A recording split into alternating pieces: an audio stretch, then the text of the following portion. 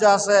রাসূল আকরাম সাল্লাল্লাহু আলাইহি সাল্লাতু ওয়াসসালাম দুইজন সাহাবীকে ইয়ামান পাঠাইলেন, যাও তোমরা সেখানে গিয়ে ইসলামের দাওয়াত দাও।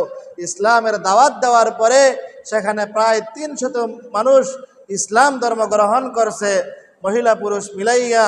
ইসলাম ধর্ম গ্রহণ করার পরে ইয়ামানের মানুষ তৎকালীন সময়ে তাদের সাথে ব্যবসা লেনদেন আনুষঙ্গিক কথাবার্তা, অর্থাৎ এই 300 মানুষকে সমাজের সমস্ত মানুষগুলা মিল্লা বয়কট করেছে। তাদের কাছে কথাবার্তা লেনদেন আদান প্রদান মুআমালাত মুআশারাত সব কিছু তাদেরকে বন্ধ করে দিছে। ইয়ামানের যে দুইজন সাহাবীকে পাঠাইছেন, সাহাবীরা রাসূল আকরাম সাল্লাল্লাহু আলাইহি সাল্লাতু ওয়াসসালামের কাছে চিঠি লিখছেন। রাসূলুল্লাহ বলেন, এই 300 জন নয় মুসলিমকে নিয়ে তোমরা মদিনার মধ্যে চলে আসো। জোরে বলেন আল্লাহু আকবার। রাসূলুল্লাহর দরবারে আয়েশা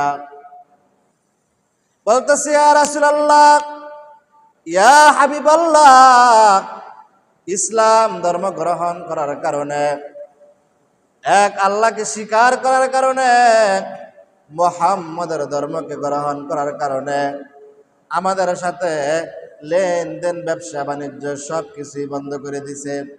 আমাদের চলার মধ্যে কষ্ট হয়, ব্যবসা বাণিজ্যের মধ্যে কষ্ট হয়, আমরা রীতিমতো নেক আমল করতে পারি না, নামাজ জামাতের সাথে পড়তে পারি না। রাসূল আকরাম সাল্লাল্লাহু আলাইহি সাল্লাতু ওয়াসসালাম তাদেরকে সান্ত্বনা দিয়া বলেন, মসজিদে নববী থেকে প্রায় 10 মাইল দূরে তোমরা সেখানে গিয়া তাবু গাইরা থাকা শুরু করে দাও। সাহাবায়ে কেরাম রাদিয়াল্লাহু তাআলা আনহুম আজমাইনগণ রাসূল আকরাম সাল্লাল্লাহু আলাইহি সাল্লাতু ওয়াসসালামের এই কথার উপর আমল করতে গিয়া মসজিদে নববী থেকে প্রায় 10 মাইল দূরে সেখানে তাবু গাইরা থাকা শুরু করে দিছে। একদিন 2 দিন ক্ষুধা লাগলে ক্ষুধাটা কোনো রকম সহ্য করা যায়, 3 দিনের মাথায় যখন ক্ষুধা লাগে তখন আর ক্ষুধাটা সহ্য করা যায় না। রাসূল আকরাম সাল্লাল্লাহু আলাইহি সাল্লাতু ওয়াসসালাম ওই সাহাবায়ে কেরাম অনেক কষ্ট করতেছেন। সাহাবায়ে কেরাম রাদিয়াল্লাহু তাআলা আনহুম আজমাইনগণ মিলিয়া হযরত আব্দুল্লাহকে ডাক দিয়া বলে, ও আব্দুল্লাহ,